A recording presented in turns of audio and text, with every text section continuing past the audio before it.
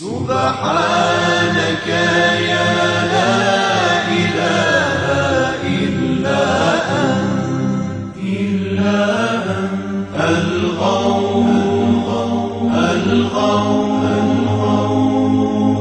اللہ الرحمن الرحیم۔ ناظرین السلام علیکم ورحمۃ اللہ وبرکاتہ۔ آپ کو پروگرام پیغام رمضان میں خوش آمدید کہتے ہیں۔ ناظرین، ہم اس پروگرام کے توسط سے آپ ناظرین کے سامنے یہ بیان کرنے کی کوشش کر رہے ہیں کہ رمضان المبارک ہمیں کیا پیغام دیتا ہے۔ اسی سلسلے میں ہماری آج کی گفتگو کا عنوان ہے دعا، اس لیے کہ رمضان المبارک ہمیں جو پیغام دیتا ہے ان پیغامات میں سے ایک اہم ترین پیغام یہ ہے کہ ہم اپنی زندگی میں اور بالخصوص رمضان المبارک میں اپنے خالق کے حقیقی کے سامنے دست دعا کو طلب بڑھائیں اور اس سے اپنی حاجات کو طلب کریں اور اپنے گناہوں کی بخشش مانگیں۔ اور اس کا استفادہ ہم نے یوں ہوتا ہے کہ جب پروردگار عالم نے رمضان المبارک کا تعارف کروانا شروع کیا تو فرمایا کہ شہر رمضان الذی انزل فیہ القرآن ھدی للناس وبینات من الھدی والفرقان، کہ رمضان المبارک وہ مہینہ ہے جس میں قرآن کو نازل کیا گیا۔ ھدی للناس، یہ جو قرآن ہے یہ لوگوں کی ہدایت کرتا ہے، وبینات من الھدی والفرقان، اور یہ ایسے دلائل پر مشتمل ہے کہ جو ہدایت حق اور باطل کو جدا جدا کر دیتے ہیں۔ ناظرین کرام، جب یہ آیت ختم ہوتی ہے آخر تک تو اس کے فوراً بعد پروردگار عالم نے اگلی آیت میں فرمایا وَإِذَا سَأَلَكَ عِبَادِي عَنِّي فَإِنِّي قَرِيبٌ أُجِيبُ دَعْوَةَ الدَّاعِ إِذَا دَعَانِي فَلْيَسْتَجِيبُوا لِي وَلْيُؤْمِنُوا بِي لَعَلَّهُمْ يَرْشُدُونَ، کہ اے میرے حبیب، جب یہ میرے بندے آپ سے میرے متعلق سوال کرتے ہیں تو ان سے کہہ دو کہ تمہارا خدا تمہارے بالکل قریب ہے۔ اجیب دعوت الداعی اذا دعانی، جب میرے بندے مجھے پکارتے ہیں تو میں ان کی دعا کا جواب دیتا ہوں۔ فَلْيَسْتَجِيبُوا لِي وَلْيُؤْمِنُوا بِي، پس انہیں چاہیے کہ وہ میری دعوت پر لبیک کہیں اور مجھ پر ایمان رکھیں، لَعَلَّهُمْ يَرْشُدُونَ، تاکہ وہ ہدایت حاصل کریں۔ اور اس کے اگلی آیت میں پھر پروردگار عالم نے رمضان کے احکام کو بیان کرنا شروع کر دیا۔ تو آپ ذرا آیات کی ان ترتیب میں غور کریں کہ پروردگار عالم نے پہلی آیت میں رمضان کا تعارف، اس کے احکام کو پیش کیا، پھر دعا کا حکم دیا، پھر رمضان کے احکام کو بیان کیا۔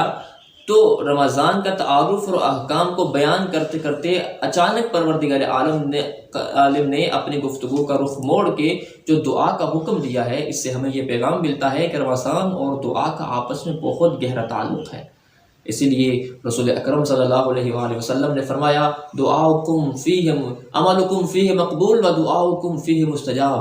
رمضان المبارک وہ مہینہ ہے کہ جس میں تمہارا ہر عمل قبول کیا جاتا ہے اور تمہاری دعاؤں کو مستجاب کیا جاتا ہے۔ اور فقط اتنا نہیں، رسول اکرم صلی اللہ علیہ وآلہ وسلم نے فرمایا بالخصوص وَارْفَعُوا إِلَيْهِ أَيْدِيَكُمْ بِالدُّعَاءِ فِي أَوْقَاتِ صَلَوَاتِكُمْ، رسول فرماتے ہیں بالخصوص رمضان المبارک میں جو نماز کے اوقات میں ہیں، ان نماز کے اوقات میں تم اپنے پروردگار عالم کی طرف اپنے دونوں ہاتھوں کو بلند کرو اور اس سے دعا مانگو۔ فَإِنَّهُ أَفْضَلُ السَّاعَاتِ، کیونکہ رسول فرماتے ہیں یہ جو نماز کے اوقات ہیں یہ بہترین اور افضل ترین گھڑیاں ہیں۔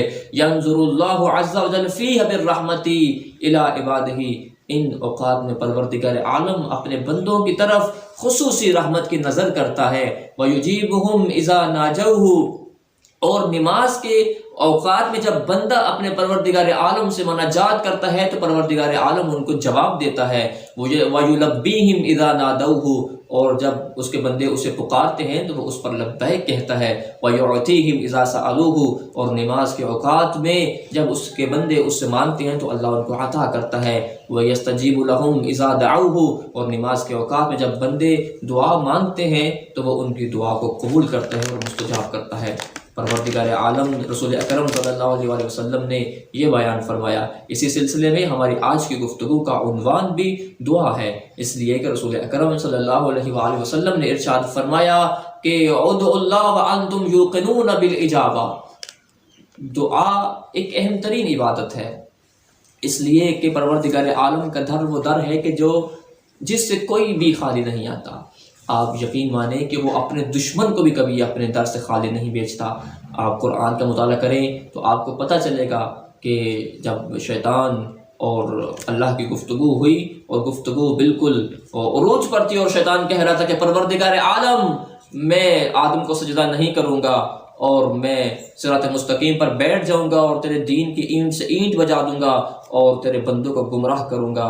اور اس کے بعد فرماتا ہے کہ ربی انذرنی الی یوم یبعثون، اور اتنی جو ہے وہ سخت گفتگو ہو رہی ہے، اور اللہ کہہ رہا تھا کہ فاخرج منہا فإنک رجیم، اگر تو آدم کو سجدہ نہیں کرے گا اور تو یہ کام کرے گا تو چل ملعون میری جنت سے نکل جا۔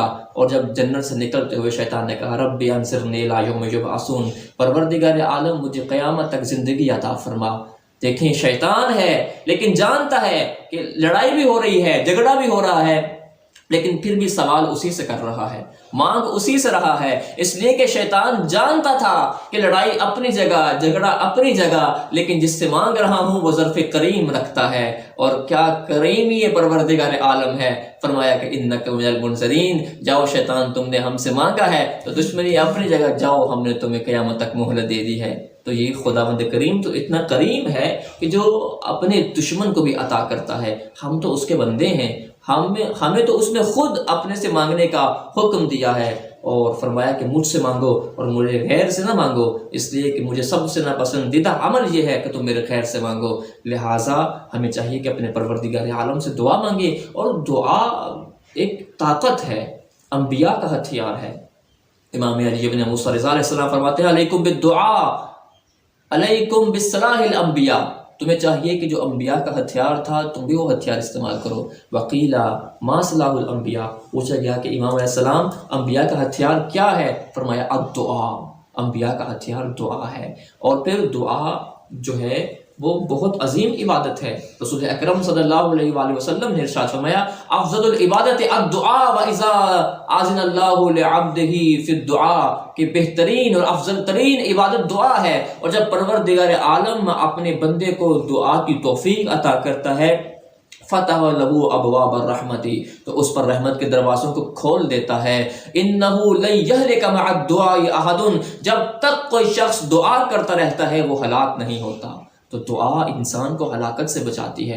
اور پھر فرمایا الدعاء ترس المومن، اور ایسا نہیں ہے کہ ایک دفعہ دعا کرو اور پھر بس کر دو، نہیں، امام فرماتے ہیں بار بار دعا کرو، بار بار دعا کرو، اس لیے کہ الدعاء ترس المومن، دعا جو ہے وہ مومن کی سپر ہے۔ ومتا تقصر قرع الباب یفتح لک، اور جب آپ بار بار دروازے کو کھٹکھٹاتے ہیں تو وہ جلدی آپ پر کھل جاتا ہے، اسی لیے وہ دعا جو بار بار آپ مانگتے ہیں اللہ اسے جلدی قبول کرتا ہے۔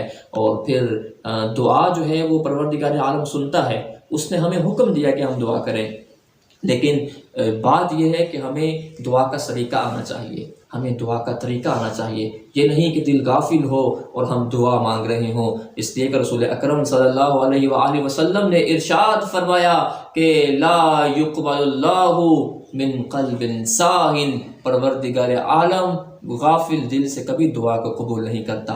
امام فرماتے ہیں خیر الدعاء ما صدر عن صدر نقی وقلب تقی، بہترین دعا وہ ہے جو پاک و پاکیزہ سینہ اور طاہر دل سے نکلتی ہے۔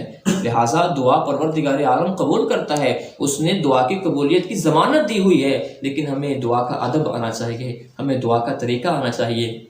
لہٰذا مختصر سے انداز میں دعا کے کچھ آداب بیان کرنا چاہتا ہوں۔ سب سے پہلا ادب یہ ہے کہ ہم دعا سے پہلے بسم اللہ الرحمن الرحیم پڑھیں، اس لیے کہ رسول اکرم صلی اللہ علیہ وآلہ وسلم نے ارشاد فرمایا لا يرد دعاء اولہ بسم اللہ الرحمن الرحیم، وہ دعا کبھی رد نہیں ہوتی جس سے پہلے بسم اللہ الرحمن الرحیم پڑھی جائے، اس لیے کہ جب آپ اپنے پروردگار کو رحمان الرحیم کہتے ہیں تو اسے خالی لوٹاتے ہوئے شرم آتی ہے۔ اور دوسری چیز دعا کے ادب میں یہ ہے کہ دعا مانگنے سے پہلے ہمیں محمد و آل محمد پر درود پڑھنا چاہیے، اس لیے کہ امام علیہ السلام فرماتے ہیں صلاتکم علی اجابۃ لدعائکم وزکاۃ لاعمالکم، امام فرماتے ہیں کہ ہم پر درود پڑھنا تمہاری دعاؤں کی قبولیت کا ذریعہ ہے اور تمہارے اعمال کی تطہیر کا باعث ہے۔ اور پھر فرماتے ہیں کل دعاء محجوب عن السماء، امام فرماتے ہیں تمام دعائیں آسمانوں پر جا کر رک جاتی ہیں حتی یصلی علی محمد وآلہ، حتیٰ کہ محمد و آل محمد پر درود پڑھا جائے، یعنی جب تک محمد و آل محمد پر درود نہیں پڑھا جاتا دعائیں آسمانوں میں رکی رہتی ہیں، اور دعائیں اور درود محمد و آل محمد پر درود وہ پر ہیں جو دعا کو اڑا کر پروردگار عالم کی بارگاہ میں لے جاتے ہیں۔ اور پھر امام جعفر صادق علیہ السلام نے فرمایا اور دعا کا طریقہ بیان فرمایا، انما ہی المدحہ ثم الثناء۔ امام فرماتے ہیں جب دعا کرنے لگو تو سب سے پہلے خدا کی حمد و ثنا کو بیان کرو، ثم الاقرار بالذنب، پھر اپنے گناہوں کی معافی مانگو، اور ثم المسئلہ، اور پھر جو ہے وہ پروردگار عالم کے سامنے اپنا مسئلہ بیان کرو۔ تو ناظرین کرام، ہمیں آج کی اس گفتگو سے یہ درس ملتا ہے کہ ہمیں جب دعا کا سلیقہ آ جاتا ہے تو پھر کوئی پریشانی ہمیں نہیں آتی، اس لیے کہ پروردگار عالم بہت کریم ہے۔ جب ہم اس سے دعا مانگتے ہیں تو ہماری دعاؤں کو ضرور قبول کرتا ہے، صرف فرق یہ ہے کہ ہمیں دعا کرنا نہیں آتا۔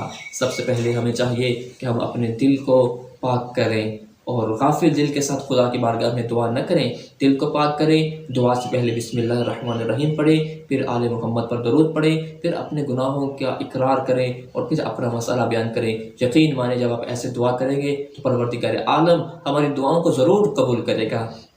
اور پروردگار عالم سے دعا ہے کہ رمضان المبارک کی ان برکت ساعتوں میں پروردگار عالم آپ کے اور ہمارے گناہوں کو معاف فرمائے، ہمارے روزوں اور عبادتوں کو اپنی بارگاہ میں قبول و منظور فرمائے۔ اسی کے ساتھ اجازت دیجیے اپنے عزیز قرفام حسین حیدری کو۔ السلام علیکم ورحمۃ اللہ وبرکاتہ۔